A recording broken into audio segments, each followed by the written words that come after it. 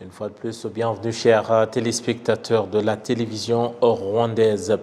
Je vous le disais en titre que ce mardi a débuté le recensement général au Rwanda, un recensement qui concerne aussi bien les nationaux que toute personne résidant au Rwanda. Le premier d'entre les citoyens, le chef de l'État Paul Kagame, aux côtés de la première dame Madame Jeannette Kagame, ont été les premiers à se conformer à cet exercice.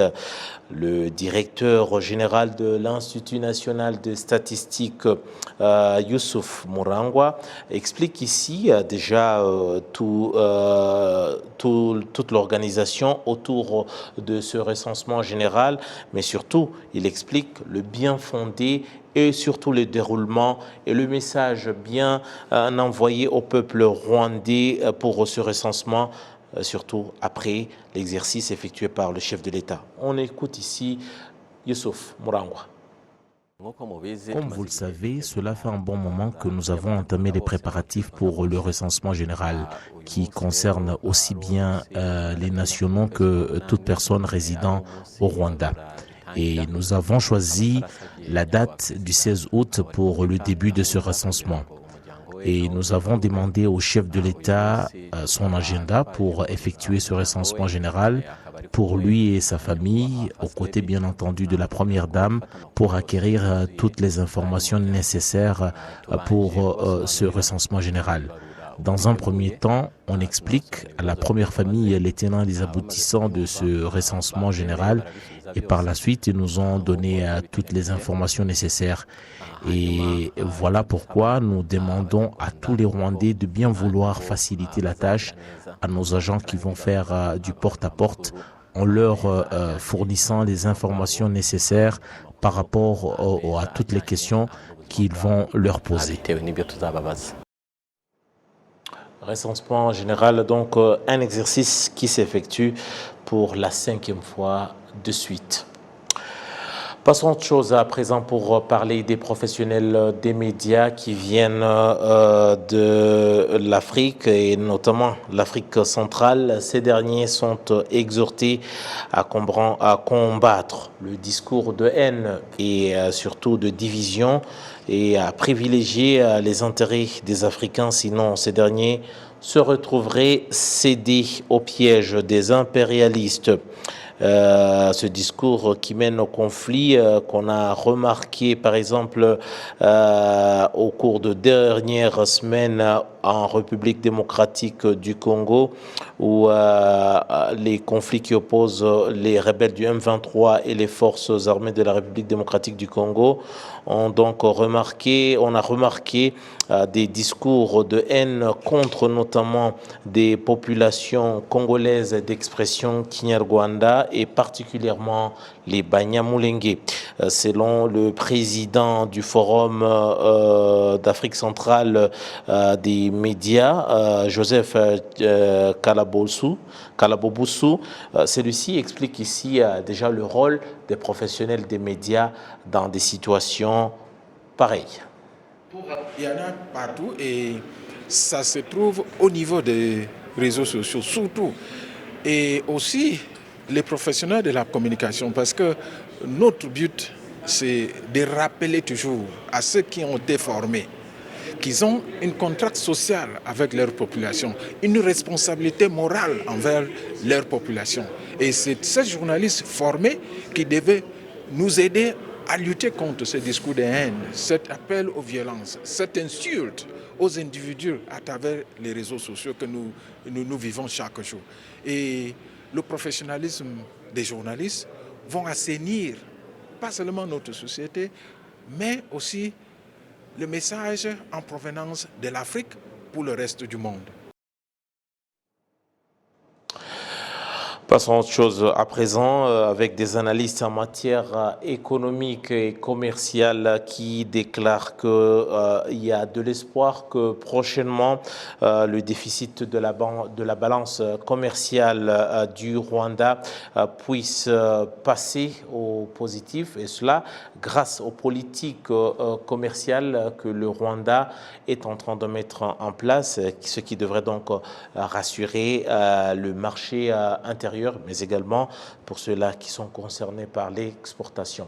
Les détails ici avec Kassim Youssouf.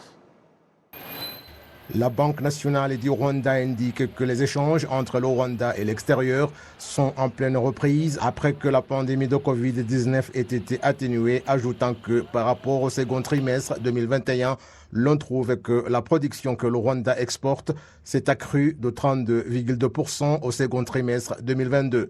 Mais toujours est-il que les importations du Rwanda ont augmenté de 24,5%, ce qui a entraîné un déficit de 20,6% consécutif à différentes raisons. Nos importations sont supérieures à 2 milliards, alors que nos exportations sont de près de 400 millions. Vous pouvez donc comprendre que l'écart entre nos importations et nos exportations diminue. Ce dont nous devrions nous réjouir, c'est que nos exportations ont continué de croître, tout comme nos importations. Les exportations vers nos pays voisins ont augmenté. Toutefois, l'importation, en particulier le pétrole, a considérablement augmenté, ce qui a entraîné l'augmentation du coût des importations. Le chercheur dans le domaine du commerce, Gaïgana Innocent, indique que la réduction du déficit de la balance commerciale prend du temps. Eh bien, cet écart est lié à l'histoire du Rwanda. Par exemple, nos industries n'ont pas 20 ans depuis qu'elles sont opérationnelles. Ce sont des choses que nous sommes encore en train de construire. Même en produisant suffisamment de produits, nous avons encore du chemin à faire. Malgré cette situation, le docteur Rusibana Claude estime qu'il y a de l'espoir que prochainement, la production du secteur industriel rwandais pourra augmenter et ainsi décourager l'importation. La mise en place d'industries basées sur la technologie au Rwanda se développe, de sorte que cette croissance va nous donner l'assurance que ce qui sera produit dans ces industries sera nécessaire aux pays étrangers et ainsi les exportations augmenteront. Et il existe le système de dumping commercial pour décourager les importations. Et ce découragement va de pair avec l'augmentation de la taxe sur importation, tout en donnant le pouvoir à la production locale.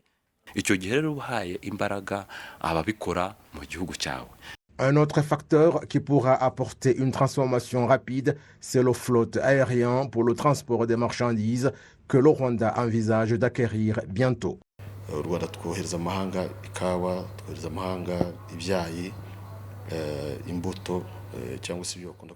Le Rwanda exporte le café, le thé et des produits horticoles, ce sur quoi le Rwanda déploie beaucoup d'efforts. Aujourd'hui, les exportations incluent des légumes et des fruits qui augmentent, ainsi que les défis que nous avons en matière de transport. Le Rwanda n'avait pas d'avion cargo. Pour cela, les fruits et légumes doivent être transportés rapidement. Alors maintenant, nous avons l'habitude d'utiliser des avions pour passagers, mais dans les prochains jours, nous allons avoir des avions cargo. Je pense qu'il y aura un changement, y compris la réduction de cet écart.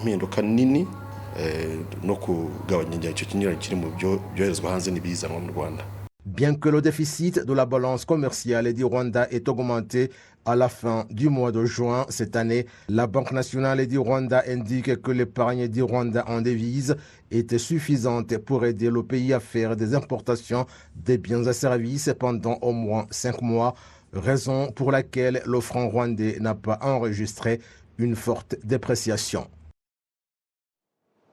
Et puis, rendons-nous à l'ouest du pays avec les cultivateurs des légumes dans la plaine de Bugarama. Nous sommes dans le district des Rusizi. Ces derniers se disent confiants pour ce qui est de la production de leurs champs, notamment pour ce qui est du mois de septembre prochain, et ce, grâce à l'acquisition du matériel d'irrigation qui aujourd'hui fait ses preuves. Ces derniers déclarent que malgré également la saison sèche, la pleine saison sèche que nous traversons, ces derniers n'ont jamais cessé de labourer et surtout à bien entretenir leurs plantations. Les cultivateurs de Bugarama n'ont jamais suspendu le travail et l'on voit que dans quelques jours, les légumes seront récoltés. En septembre, les choux seront prêts pour la récolte. Les tomates, c'est au cours de ce mois d'août. Nous avons essayé de cultiver des légumes comme vous le constatez. Pendant la saison sèche, nous n'avons pas de crise de légumes et c'est grâce à l'irrigation. La production est bonne et nous permet d'avoir de quoi manger et de gagner de l'argent. Il n'y a pas de problème. Cette situation est différente de ce qu'elle fut antérieurement. Pendant la saison sèche, les eaux étaient mises au placard. Pendant la saison sèche, le travail s'arrêtait et on ne savait pas quoi faire pour progresser et trouver des légumes pour se nourrir. On cultivait environ 5 ou 10 arts, mais maintenant nous sommes à 50 arts. Nous avons essayé de cultiver des légumes comme vous le constatez. Pendant la saison sèche, nous n'avons pas de crise de légumes et c'est grâce à l'irrigation. On nous a donné une machine, des arrosoirs, des houes, des pioches et des brouettes. Grâce au matériel que les partenaires en développement du district de Rusizi leur ont accordé, les légumes de la plaine de Bugarama sont comme ceux de la petite saison de pluie, alors que la chaleur était intense en plus de la situation climatique de la plaine qui fait que pendant longtemps, cette zone est sèche et aride. Les habitants sont confiants que la production sera abondante au mois prochain de septembre. Au mois de septembre, on aura de quoi manger. La production de tout ce qui est légumes sera bonne.